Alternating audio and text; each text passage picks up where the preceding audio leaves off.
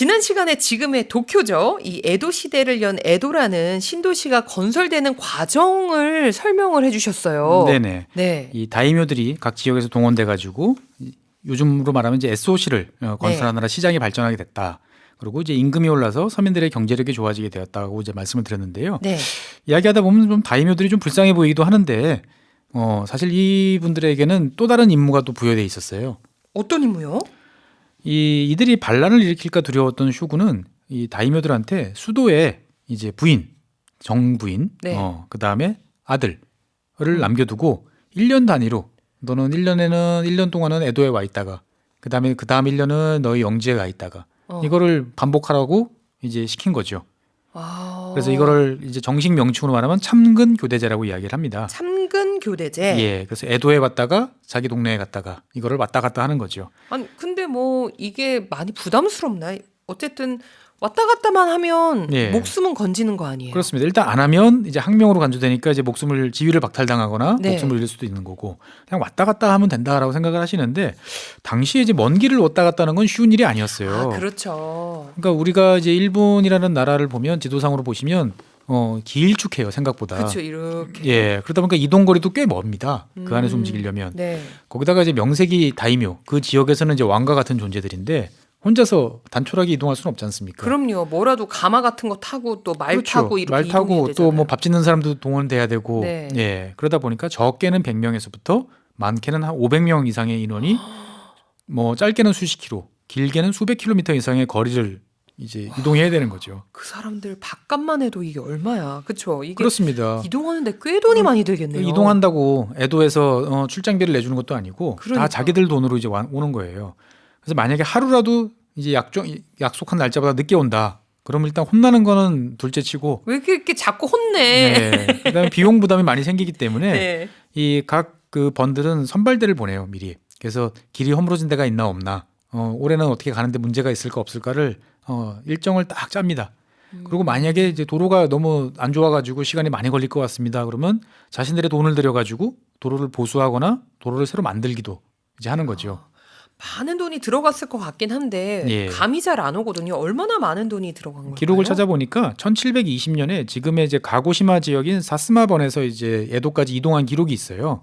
총 588명이 1644km를 73일 동안 이제 이동한 기록인데 총 소요 비용을 요즘 비용으로 환산해서 다시 환율을 적용해 보니까 한 70억 원 정도가 소요됐어요. 번 한 곳에서 다이묘 한 사람이 이제 한 번 이동하는데 70억 원이 들어간 거예요. 73일 동안 70억을 썼네? 예, 그러니까 하루 1억씩 쓴 거죠. 요즘 비용으로 야, 보면. 근데 진짜 일본 닭살 전역 돋았어. 일본 전역에 이런 번들이 예. 270개 정도 있었으니까 이들이 오고 가면서 쓴 비용만 해도 이제 상당히 많았겠죠. 저는 지금은 식비, 숙박비 요 정도밖에 생각이 안 되는데 또 들어갈 만한 곳이 있을까요? 돈이? 예, 돈이 들어갈 곳이 많았어요. 일단 에도에 왔어요. 천신만고 끝에. 네. 왔는데 아무데나 또 잘 수는 없잖아요. 그래도 명색이 다이묘인데. 그렇죠. 그러면 에도에 이런 수백 명이 왔는데 이 수백 명이 또 1년 동안 같이 또 머물어야 되잖아요. 그렇죠. 그럼 저택이 또 필요하겠죠. 예. 그다음에 여기에 또 이 어느 나라나 수도는 또 비싸잖아요. 좀 서울도 좀 비싸다시피. 네. 그러다 보니까 이 비싼 물가에 맞춰서 또 여기다 생활을 해야 돼요. 그러니까 여기 필요한 1년치 생활비도 또 가지고 가야 되죠. 그다음에 쇼군한테 또 말 그대로 이제 상납하는 돈도 좀 바쳐야 되고, 네. 그다음에 에도에 있는 고위 관료들한테 선물도 좀 드려야 되고. 근데 이거를 선물로 들고 오다 보면 어떻게 되겠어요? 뭐 파손될 수도 있고. 그렇죠. 그러니까 필요한 건 들고 오지만 어떨 때는 돈을 들고 와서 또 에도에서 또 사야 돈을 되고. 써야 되는 거고. 그러다 보니까 이동하는 비용이 문제가 아니고 에도에서 1년 동안 쓰는 비용이 몇 배씩 더 들어가는 거예요. 그래서 이런 금액을 다 더해 보니까 이 다이묘들이 각 번에서 1년 동안 벌어들여서 쓰는 비용의 한 절반 가까이가 이 참근 교대제에 다 들어가는 거예요. 왔다 갔다 하고 에도에서 생활하고. 아니 그런데 또 뒤집어서 생각을 해보면 다이묘들이 이렇게 많은 돈을 퐁퐁퐁퐁 쓴다라면 그렇죠. 한쪽에서는 뭐 상인들이라든지 누군가는 돈을 벌죠. 누군가는 돈을 번다는 얘기 아니에요. 맞습니다. 가령 예를 들어서 이들이 이동할 때 네. 중간에 숙소에 묵어야 되잖아요. 근데 허름한데 묵겠습니까? 아니죠. 그건 안 되지. 그렇죠. 그러니까 이들이 딱 잘만한 지역들에 사람들이 알아서 고급 숙소를 짓기 시작을 합니다. 그래서 숙박과 물자 수송을 위한 여러 가지 산업들이 발달하는 거죠. 그래서 이제 앞서서 말씀드린 것처럼 이 다이묘들이 빨리 이동하려고 길을 좋게 만들다 보니까 그 다이묘만 쓰는 길이 아니잖아요. 만들어 놓고 나면. 그럼요. 이 사람도 오고 저 사람도 쓰는 거니까 다 상인과 물자도 이런 길을 따라서 움직이게 되는 거고요. 그다음에 이제 그 애도에서 있다 보면은 난 고향에서 먹던 그 음식이 그리워. 그렇지 않습니까? 그럼요. 그러면 또 이것을 또 고향에서 나오는 특산품들을 올려보내기 위해서 잘 포장해서 빠르게 움직이는 또 수송, 보관 이런 기술들도 발전하는 거죠. 보면은. 아니 어떻게 보면 돈을 많이 쓴 다이묘 입장에서는 좀 씁쓸할 수도 있는데 속이 쓰리죠. 예. 반대로 생각해 보면은 선순환을 계속 시켜줬던 것 같아요. 상업이라든지 이 모든 것들이 발전할 수 있도록. 그렇습니다. 이제 네. 어떻게 보면은 요즘으로 말하면 고소득층한테 의무적으로 돈을 써라 해서 경기를 부양하는 효과가 이제 생겨난 것이죠. 그러니까 이거를 뭐 경제적으로 딱 생각을 해서 다이묘들이 돈을 쓰면 경기가 좋아질 거야 이렇게 생각한 건 전혀 아니고 그냥 다이묘들의 힘을 빼놓고 감시를 하려고 이런 제도를 만들었는데 어쩌다 보니 그렇죠. 이렇게 된 거죠. 요즘 같으면 이렇게 하라고 그러면 아유. 많은 돈들이 해외로 나가죠. 그럼요. 해외에서 여행 다니고 이제 차 사고 뭐 네. 이렇게 된 해외 명품 사고 할 텐데 당시에는 이제 해외로 나가는 게 불가능하다 보니까 다 국내에서 돈이 도는 거였죠. 네. 그래서 경기 진작 효과도 좋았고 또 한편으로는 이제 화폐 경제 발전도 이제 이것 때문에 본격적으로 됐다라고 이야기하시는 분들도 많이 있습니다. 이 시대에 일본에서도 화폐를 사용하고 있었나요? 예, 당시에 화폐가 있긴 했지만 잘 사용되진 않았어요. 왜냐하면 동네에서는 그냥 물물 교환하면 되고요. 그 다음에 조금 더 필요한 게 있으면 쌀을 가지고 네. 우리도 옛날 꽤 20세기 한 중반까지도 쌀로 그렇죠. 많은 걸 물물 거래를 교환하고. 했잖아요. 네. 교환을 했으니까 사실 화폐라는 건 있어도 뭐 그렇게 쓸 일이 있나 이런 생각이 들었는데 이 에도까지 온다고 먼 길을 가는데 이렇게 쌀을 다 짊어지고 가려면 얼마나 힘들겠습니까? 그러다 보니까 화폐 사용이 증가하게 된 거죠 보면은. 네. 예. 근데 이제 이를테면 여름에 너는 6월 달까지 오세요라고 말하는 이 영주들은 더 입장이 딱해요. 왜요? 왜냐면 이제 뭐 가을철이나 겨울철에 오세요 그러면은 좀 춥긴 해도 가을 거지를 해서 추수를 해서 그 곡식으로 세금을 걷어가지고 딱 돈을 갖고 있으니까 이 돈을 가지고 가면 되는데 이 계절이 안 맞으면 돈이 없는 거예요 영주들이 다이묘들이. 그래서 이 사람들이 이제 자 내가 그러면 이번 가을에 수확을 하면 나한테 들어올 세금이 얼마니까 미리 나한테 돈을 좀 빌려줘. 대부업? 그렇습니다. 대부업이죠. 그래서 이제 지역의 상인들 돈 많으신 분들한테 돈을 빌리기 시작을 합니다. 그래서 이제 요즘으로 말하면 대부업도 발달하고 그 다음에 주로 이제 에도 지역에서는 금화를 많이 썼고요. 네. 또 오사카 지역에서는 주로 은화를 많이 사용했는데 옛날에는 이 지역들이 서로 교류가 없다가 점점 교류가 많아지니까 이제 금화와 은화를 바꿔주는 거죠. 요즘으로 하는 환전처럼 이 중간에 환전 상인들도 등장하고 그러니까 점점 화폐 경제로 이제 이행을 하게 됩니다. 야, 이게 뭐 정말 말씀하신 것처럼 영주가 이렇게 경제를 살려봐야지라고 시작한 건 아니었지만 어쨌든 네. 이런 다이묘들의 지출이 새로운 경제를 예. 창출해냈네요. 그러니까 다이묘 입장에서 봤을 때는 내가 세금으로 걸어들이는데 그중에 절반 이상을 이렇게 왔다 갔다 하는데 다 써야 돼. 체류비를 써야 돼. 하다 보니까 항상 자나깨나 이제 이 돈을 어떻게 마련할 것인가가 이제 고민거리가 되는 거죠. 네. 그러다 보니까 이제 농사도 잘 안 되고 원래 또 소득이 적고 하던 다이묘들은 나중에는 자신의 땅과 관련된 이권들을 상인들한테 넘겨줘요. 이 지역에서 나는 뭐 뭐 광산 이런 거 당신들이 가져가는 조건으로 나한테 매년 얼마씩 주세요. 이런 식으로 돈을 빌려 쓰는 이제 상황이 된 거죠. 네. 그러다 보니까 이 자본이 민간에 집중되고 상인들끼리 돈을 빌려주고 신용거래하고 하는 네. 대규모 금융 네트워크가 점점 발달하게 됩니다. 이제 에도에 다이묘들이 다 왔어요. 네, 1년 동안 머물러야 돼요. 네. 그럼 대체 뭐 하면서 머물러요? 사실 별로 할 일이 없어요. 그러니까 예, 뭐 그냥 와서 있는 거예요. 그냥 와서 있으면 되는 거예요. 휴양처럼? 그렇죠. 근데 멍하게 지내면 그 하루 이틀이지. 그러니까 불멍도 아니고 이게. 예. 그러니까 이제 어떻게 되겠어요? 비슷한 입장인 다이묘들끼리. 오늘은 너희 집에 놀러 갈게. 이제 서로 이제 어울리게 되는 거죠. 네. 그 다음에 이제 뭐 이제 문화 예술 활동들이 나오는 거죠. 뭐 우리 뭐 이제 공연도 하나 볼까? 너 잘하는 사람 있으면 와봐. 우리 집에서 공연 좀 해봐. 그러면 또 이제 다이묘 체면이 있으니까 넉넉하게 또 돈도 쥐어줘야 되고. 네. 그래서 이제 출판, 심심하게 책도 봐야 되죠. 공연 이런 산업들이 이제 발전하게 되는 거죠. 거기다가 이제 이 온 다이묘들끼리 서로 다이묘들끼리만 왔다 갔다 하는 게 아니고 여기 또 부인이 항상 또 있어야 된다고 그랬잖아요. 아, 그러면 또 부인들끼리 어머. 서로 이제 비교합니다. 오, 저 부인은 명나라에서 새로운 비단으로 옷을 해입었네. 저거 신상인데 저걸 빼 입었단 말이야? 뭐 이런 거 할 거 아니에요. 예, 그렇죠? 그렇죠. 누구 옷이 더 화려하고 좋은가? 누구 신발이 더 좋은가? 네. 누가 더 신기한 장신구를 많이 만드나? 이렇게 되면서 서로 이제 경쟁적으로 이제 이런 걸 자랑하는 또 이렇게 되다 보니까 거대한 소비 시장이 이제 만들어지는 거죠. 그러다 보니까 에도라는 지역은 더 큰 경제적 부가 이제 나타나게 되는 거죠. 고가 명품들이 이제 활발하게 거래되는 네. 이제 이러한 상황이 되는 거고요. 그래서 이렇게 경험했던 걸 가지고 이제 1년 후에 지역으로 내려오는 거죠. 지역에 내려오면 오 너무 멋있는 옷을 입고 오셨어요. 네. 야 이게 요즘에 에도에서 유행하는 거야. 그러면 이제 그 동네에 있으신 분들도 나도 비슷하게 문화가 전파되는 거죠. 그렇습니다. 그러다 보니까 이 시간이 이제 점점 흘러가니까 예전에는 각 지역별로 다른 나라처럼 완전히 다른 생활 패턴, 문화 이런 게 있던 일본이 각 지역들이 점차 비슷해지는 이제 경향들을 보이는 거죠. 이게 예. 자연스럽게 중앙 집권제가 그렇습니다. 예, 이루어졌네요. 그다음에 내가 에도에 있으면서 봤던 책, 무슨 공연 재밌어. 너도 읽어봐.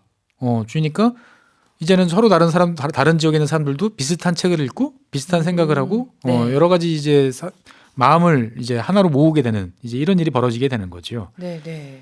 그래서 이제 그 원래 완벽한 중앙 집권제 국가들은 사실 지방의 발전에 별로 신경을 이제 쓰지 않아요. 그렇다고 이제 일반적인 봉건제를 경우에는 또 우리가 한 나라라는 생각이 별로 없는데 일본은 묘하게 이게 적당히 섞어 넣으면서 하나의 나라로 만들어지면서 이 다이묘들이 큰 역할을 많이 했네. 그렇습니다. 그러니까 이런 한편에 이제 전통적인 지배계급이었던 이제 무사계급, 즉 사무라이라고 말하는 무사계급의 힘은 점점 약해져요. 왜냐하면 계속 평화 시대가 이어지다 보니까 네. 이 칼 들고 일할 일이 별로 없는 거예요, 이분들은. 그렇네요. 예, 칼은 차고 다니지만 칼은 옆에 그냥 약간 장신구처럼 되고 주로 이제 붙들고 이제 서류에다가 이제 계산하고 이런 이제 어떻게 보면은 문서 작업하는 네. 사무라이로 변신하게 되는 거죠. 그리고 이제 조닌이라고 불리는 도시거주 서민 계급이 점차 이제 경제가 좋아지다 보니까 점차 성장하게 되는 이런 계기가 이 시대에 이제 만들어지게 됩니다. 의도한 건 아닌데 결과물로 보니까 너무 경제 네. 성장 그리고 도시 개발이 잘 된 것 같아서 약간 배 아프다. 배 아프죠, 부럽죠. 네, 보면은. 부럽네요. 예, 그러니까 이제 당시 쇼군들 입장에서 봤을 때는 다이묘들이 자관 내 눈앞에 와 있으면 되는 거예요. 그렇기 때문에 이 사람들이 와서 뭐 돈을 어떻게 쓰던 그 사이에 돈을 어떻게 만들던 이런 거에 대해서는 전혀 관여하지 않았던 거죠. 근데 이제 다이묘들은 아까 말씀드린 것처럼 돈이 필요했기 때문에 서로 빌려주고 빌리고 계약을 맺고 하는 과정에서 금융업이 이제 발전하게 되면서 농업에만 의존하던 전통적인 사회에서는 생각할 수 없던 네. 다른 모습으로 점점 변화하게 되는 거죠. 그러다 보니까 에도 같은 경우는 요즘의 대도시하고 비슷한 모습으로 이제 변화하게 됩니다. 어떤 식으로 변했는지 궁금해요. 대도시의 특징 중에 하나는 밥을 사 먹는 경우가 많아요. 외식을 많이 하죠. 근데 이 그때도. 당시에 에도가 외식을 많이 했어요. 아, 그래서 집에서 밥을 해 먹지 않고 사 먹는 사람이 많아지다 보니까 다양한 식품이나 서비스들이 많이 등장을 했죠. 근데 여기에는 또 하나 이유가 있는 게 뭐냐면은 좁은 땅에 사람들이 많이 몰려 있다 보니까 제일 무서운 게 불나는 거예요. 그렇죠. 한 집 불나면 그렇죠. 다 날 거 아니에요. 특히 이제 일본은 지진이 있었기 때문에 돌로 집을 지은 게 아니고 주로 이제 나무로 집을 지었기 때문에 집에서 밥 먹다가 불이 나면 큰 화재로 번지기 쉬웠어요. 그래가지고 서민들은 집에서 취사를 하지 못하도록 돼 있어요. 취사하려고 그러면 딱 정해진 곳에서 밥을 해야 되는데 그러면 거기에서 이제 밥솥을 걸어놓고 하다 보니까 사람들이 줄을 쓸 거 아니에요. 빨리 하고 빨리 나가야 돼요. 그러니까요. 근데 이 당시만 해도 처음에는 원래 다 우리 요즘으로 말하면 현미를 먹었어요. 현미밥 해보시면 아시겠지만 까끌까끌하고. 밥 하는데 오래 시간이 걸리잖아요. 네. 예, 요즘처럼 뭐 이렇게 누른 현미 이런 게 있는 것도 아니니까. 그러다 보니까 이 사람들이 요즘에 우리가 먹는 것 같은 백미를 먹기 시작했어요. 쌀껍질을 깎아내가지고 빨리 조리할 수 빨리 있으니까. 조리하려고. 근데 이로 인해서 부작용이 생긴 게 애도병이라는 게 생겨요. 애도병이 뭐예요? 지역에서는 튼튼한 사람이 애도에 가서 생활하다 보면 시름시름 알아요. 혹시 그게 백미 때문인가요? 그렇죠. 요즘 말하면 각기병이죠. 이제 보면 비타민 D가 부족해서. 네네네. 예. 그래서 이제 이 애도에 가서 비실거리던 사람들이 다시 동네로 오면은 멀쩡해져요. 이상하다 그랬는데 이 애도에 있던 사람들 중에서 이 소바 메밀로 만든 소바를 먹던 사람들은 이 병에 안 걸린다는 걸 알게 되면서 사람들이 건강식으로 애도 사람들이 소바를 먹기 시작을 해요. 그러다 보니까 이제 맛있는 집, 맛집을 찾아가지고 사람들이 이제 가게 되는 거죠. 이게 진짜 외식 문화가 발달하고 네. 건강식을 건강식. 찾아다니는 모습이 네. 지금 현대 도시하고 굉장히 모습이 비슷해요. 비슷합니다. 그래서 네. 이제 장사가 잘 되던 이런 소바집들은 당연히 돈을 잘 벌었겠죠. 네, 맛집. 예, 이 장사가 잘 되던 집들은 나 혼자 하기 너무 벅차니까 요즘 말하면 프랜차이즈죠. 노래마켓이라고 그래가지고 프랜차이즈 같은 방식으로 자기들 가게를 막 늘려갔어요. 자, 1호점, 2호점. 이때도 체인이 있었다. 네, 체인이 있었습니다. 보면은. 그다음에 이제 새로 신장 개업하면 또 알려야 되잖아요. 네. 그래서 사람들을 모으기 위해서 히키우다라는 이제 그림을 포함한 전단지죠. 요즘 말하면은. 이때도 전단지가 예, 전단지를 있었다니. 배포했어요. 어머. 보면은. 그래서 그 그림도 이렇게 그려 있고 네. 언제부터 오시면 갖고 오시면 얼마 깎아줍니다. 뭐 이런 표현도 있고. 오. 예. 그래서 돈이 많이 벌리면 이 집에다 돈 쌓아놓는 것도 일이잖아요. 네. 그래서 이를 위해서 돈을 맡아주는 로가이쇼라는 뭐 은행 같은 금융기관이 등장을 이제 하기도 하고요. 네. 그 다음에 이제 메밀 사야 되잖아요. 원료를 사서 또 이 국수를 만들어야 되니까. 그러면은 이거를 일일이 현금으로 주고받기 귀찮으니까 이 대가타라고 하는 당좌 수표 같은 이런 것도 이제 발급을 합니다. 네. 그래서 이제 종이 한쪽 이렇게 써주면 이거 들고 가서 저 사람한테 가면 너한테 돈 줄 거야. 이런 식으로 하는 거죠. 요즘으로 말하면은 이제 저 사람한테 돈 받으세요. 그러고 네. 우리가 이제 주는 것처럼. 제가 생각했던 에도 시대는 영화를 보면 예. 일본 영화 보면은 여전히 아직도 많이 삼은 옛날 것, 옛 것. 예. 그래서 전통적인 게 많이 그려지다 보니까 예. 오늘 이야기를 듣고 나니까 현대 도시랑 큰 다를 게 없어 인구 보이고요. 100만이 이제 살던 동네다 보니까 이런 이제 여러 가지 오. 상업들이 많이 발달했던 거죠. 와, 제 생각이랑 좀 많이 다르네요. 그렇습니다. 그래서 금융이 발전하다 보니까 네. 제일 필요한 사람이 누구겠습니까? 계산이 빠르고 숫자에 밝은 사람들이 필요하겠죠. 네. 이 사람들은 돈을 더 벌 수 있으니까 이런 사람들을 키워내기 위해서 학원들이 생겼어요. 학원까지. 예, 그래서 수학, 그다음에 부기 이런 것들 가르쳐주는. 그냥 진짜 현대 도시네요. 그렇습니다. 그래서 이렇게 이런 되게 다양한 모습들이 있고 다양한 직종, 직업들이 있었기 때문에 나중에 서양 세력들이 들어왔을 때 우리가 알던 거랑 비슷한데 생각해 보니까 이러면서 다른 나라보다 좀 더 잘 대응할 수 있었다라고 이제 이야기하는 사람도 많이 있어요. 네.